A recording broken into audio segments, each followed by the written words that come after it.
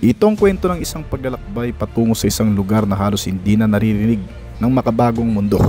Malayo sa ingay ng syudad, teknolohiya at modernong pamumuhay, ito ang tinatawag na Forgotten Islands sa Timog Pasipiko. Sa ilagang bahagi ng Vanuatu, isang grupo ng mga isla ang patuloy na nabubuhay sa paraang tulad ng sa kanilang mga ninuno. Dito ay walang kuryente, walang tindahan at walang signal.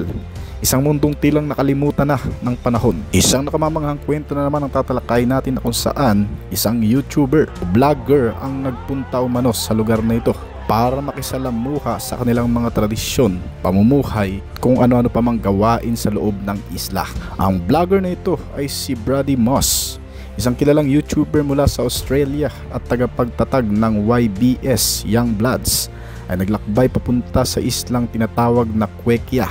Isang paraiso na hindi basta-basta nararating dahil napakalayo sa komunidad at napakahirap puntahan. Ang lugar na ito ay bibihira lang din bisitahin ng mga makabagong teknolohiya. Sa pagpunta ni Brady Moss ay mainit siyang sinalubong ng isang katutubong tribo.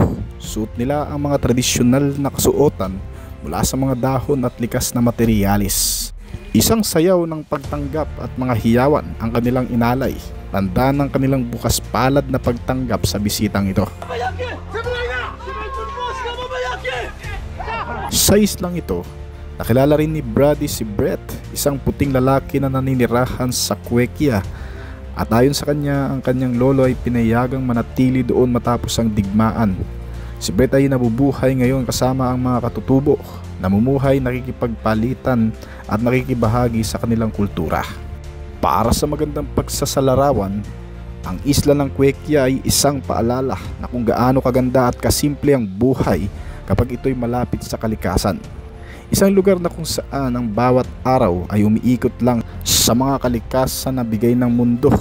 Kakain, matutulog, hihiga, lalakad at mamumuhay ng parang mga sinaunang nilalang. Sa pamamagitan ng kanyang channel, ang YouTube channel na YBS Young Bloods, ay ibinahagi ni Brady Moss ang kakaibang karanasan na ito. Isang sulyap sa isang mundong di pa gaanong nadarayo ng mga bagong henerasyon. Isang paalala lang ng kahalagahan ng kultura, kalikasan at koneksyon sa kapwa na ngayon sa atin ay nahaluan na ng iba't ibang makabagong teknolohikal na katangian, mekanismo at iba pang mga bagong kakayahan. Sa pag-alis ni Brady mula sa Forgotten Island, naiwan sa kanya hindi lamang ang alaala ng isang pambihirang lugar, kundi ang inspirasyon na bahagi nito sa mundo.